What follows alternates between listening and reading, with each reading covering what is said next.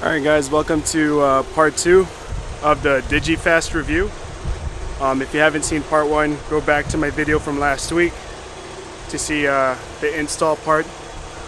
One thing I forgot to tell you guys is when you get your car warm, and you should turn it off, before you install the chip, you want to make sure that you have your ignition timing set to 6 degrees.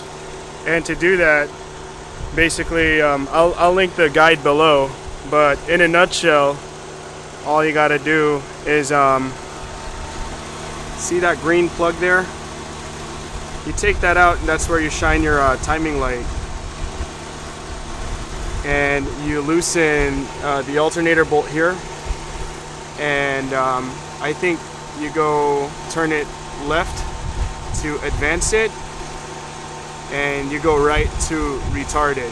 And there's specific instructions on how to set timing on a Digi2 car, and I'll leave the link to that in the description below.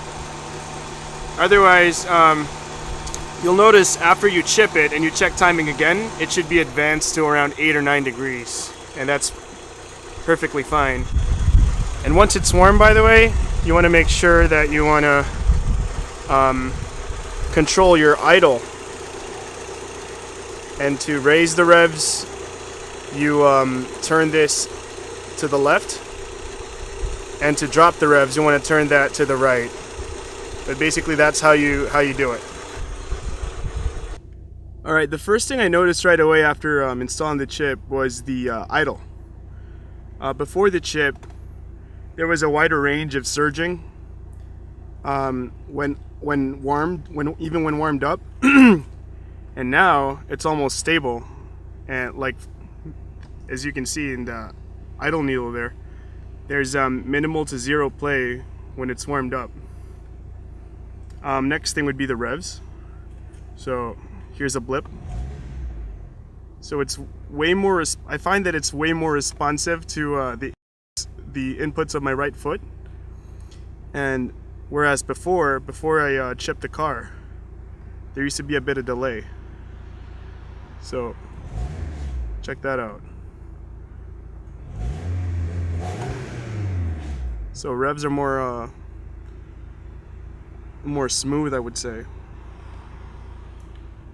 But so enough of that. Let's go ahead and drive this thing around.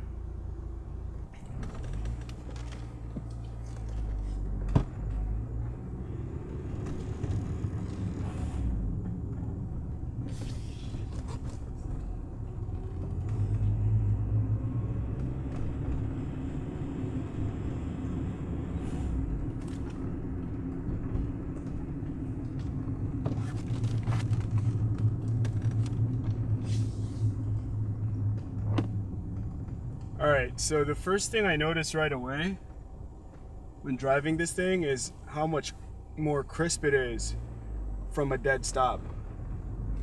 Like, it used to have what's known as Digilag, in which it almost has like a 2-second delay when processing the your right foot's inputs, so like acceleration and stuff. So it used to have a bit of a delay off the stop, and now it's way more crisp.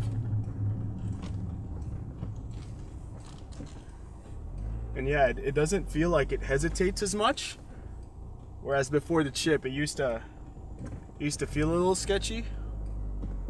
Most especially on the highway, it would feel super sketchy. So I guess that would be the next test, because right now, just driving around, it feels super nice.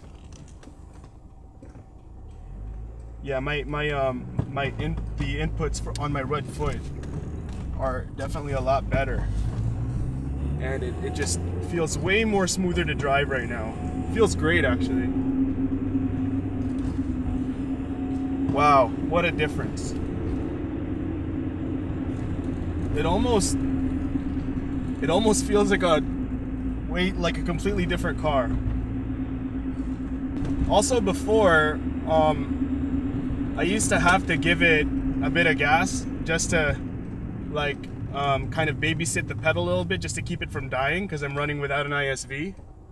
And now I find that I don't have to do that anymore. I just have to, what's it called?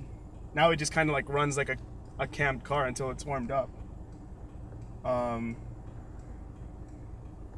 We're coming up on the highway here, so that'll be a good test for the chip. But so far, so good. It feels great. Right now, it's kind of a...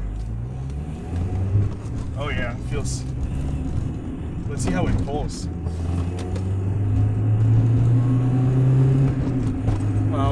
Pulls a lot better.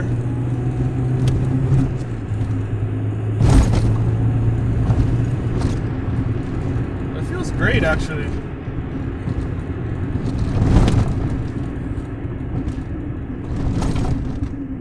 I apologize about the view on the camera shifting to the left ever so slightly. I guess the triple suction cup mount that we bought isn't really made for for the weight of a DSLR. It likes to swivel on its x-axis a lot. The y-axis is kind of on lock, but the x-axis is kind of janky on this mount. But anyways, as I was saying, yeah, it feels good. Definitely feels way smoother. It revs more freely, I would say. I just can't wait to get this on the highway.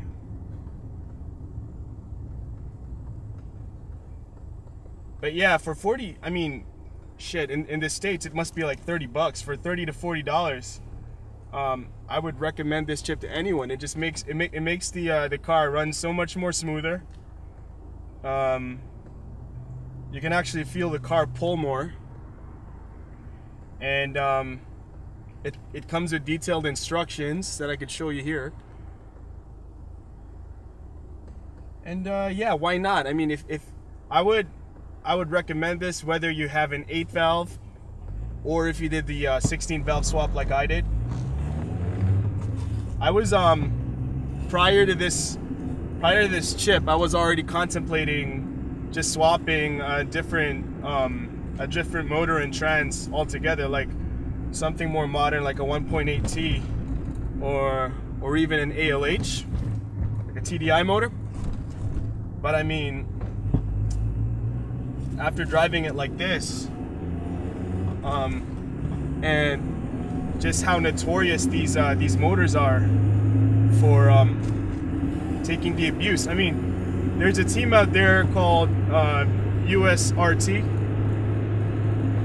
and I think they're the usually sideways rally team or something like that. I don't know if they're still active, but I've read threads online where they push these things like crazy hard and they just take the abuse, man. So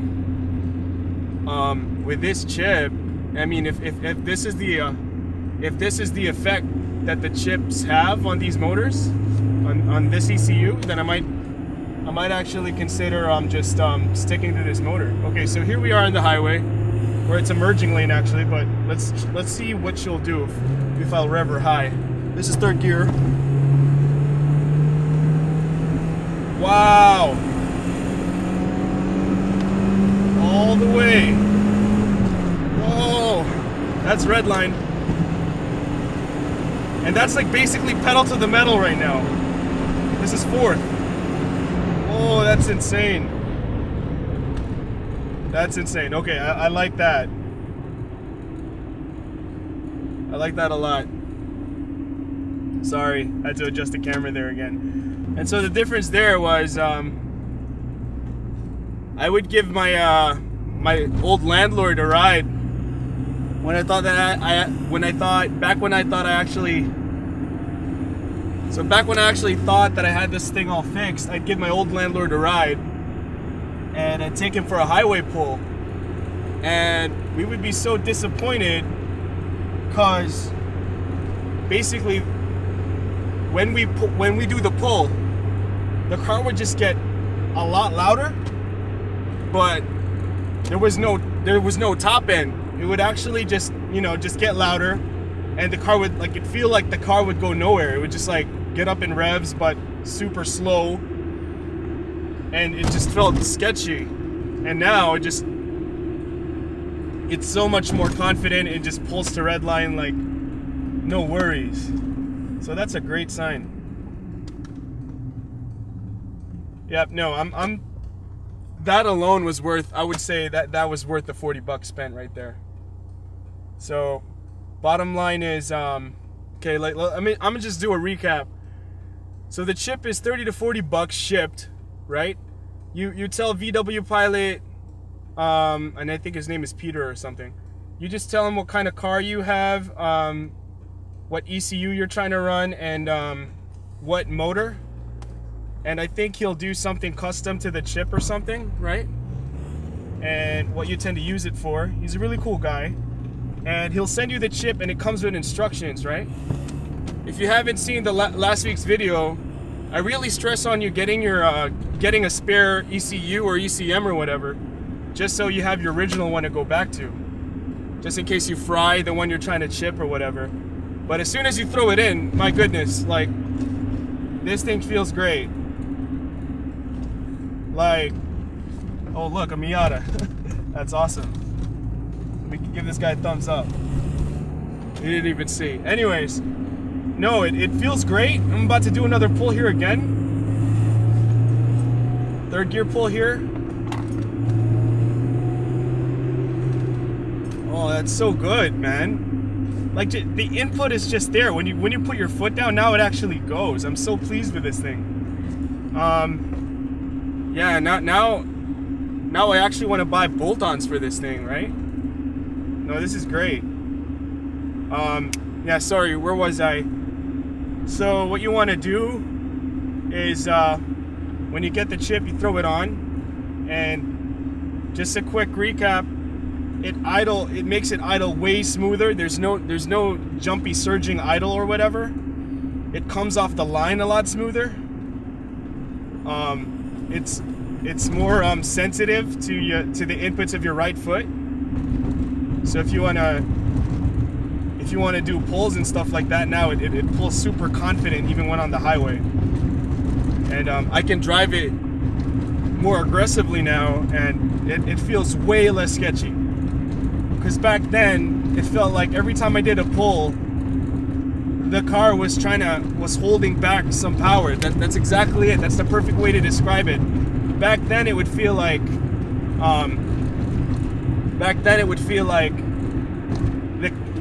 the car had more to give, but something was holding it back. And I can't believe this chip just basically unlocked all that potential, especially in the higher RPMs. So would I recommend it? Hell yeah.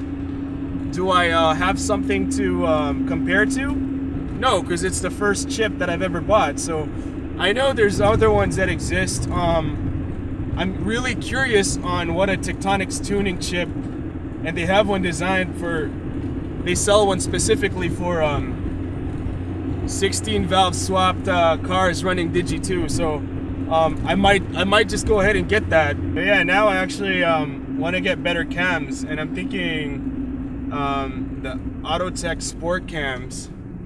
I don't know when I'll freaking buy those, but I'm thinking that, and along with some other bolt-on stuff that I just have lying around.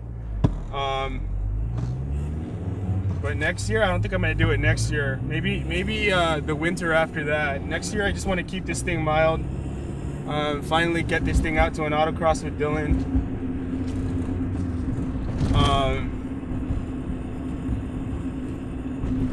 Yeah, next year is gonna be just tires, maybe a K&N intake filter, get a cat back on this thing, and over the winter we're just gonna address some tech stuff. I mean, some stuff to pass safety, like the tech inspection. So just, you know, clean up the loose wiring that I have in the bay, and maybe just adjust some rusting areas. Just go over them with a wheel, with a wire wheel, and paint it with some POR 15 or whatever. Man, I'm so sorry about this camera, guys. I know, like,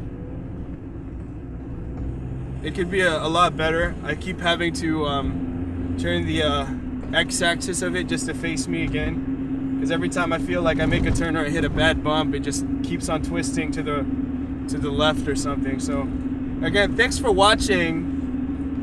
If you're new, make sure to hit the subscribe button, give us a like, to follow this build and more. I'll put out some more DIY and vlogs or whatever concerning this car, some friends' cars, and I have a beater. I forgot. So I got this cool beater. I'll give you a hint. It's a Volkswagen. That's coming soon, and just stay tuned. Fake it till you make it. Follow us on Instagram. Buy some stickers. And God bless. Peace, man.